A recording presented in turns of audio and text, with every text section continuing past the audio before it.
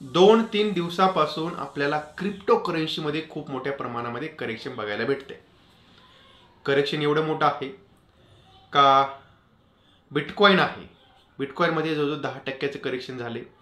त्यानंतर इथेरियम आहे, इथेरियममध्ये जवळजवळ 15% करेक्शन झाले आणि बाकीच्या कॉईनचं तर विचारूच नका. तेव्हा आपण जर क्रिप्टोमध्ये ट्रेड करत असाल तर थोडं सावध राहा.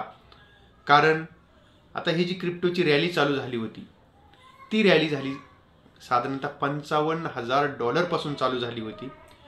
तिथून बिटकॉइन आहे, म्हणजे बिटकॉइनचं मी सांगतोय, बिटकॉइन तिथून जवळजवळ $1,27,000 पर्यंत गेला होता. आणि एवढी जर वाढ झाली तर थोडीफार रिट्रेसमेंट येणारच आहे. पॉसिबिलिटी अशी आहे का जो बिटकॉइन आहे तो अराउंड परत 76,000 रुपयापर्यंत येण्याचे चान्सेस असे दिसत आहेत. कारण कंटिन्युअसली बिटकॉइन आपल्याला 1 लाखाच्या खाली ट्रेड होताना दिसतोय. सेलिंग प्रेशर खूप आहे आणि मे बी पॉसिबिलिटी आहे का आणखीन फॉल आपल्याला क्रिप्टो करन्सीमध्ये येऊ शकतो.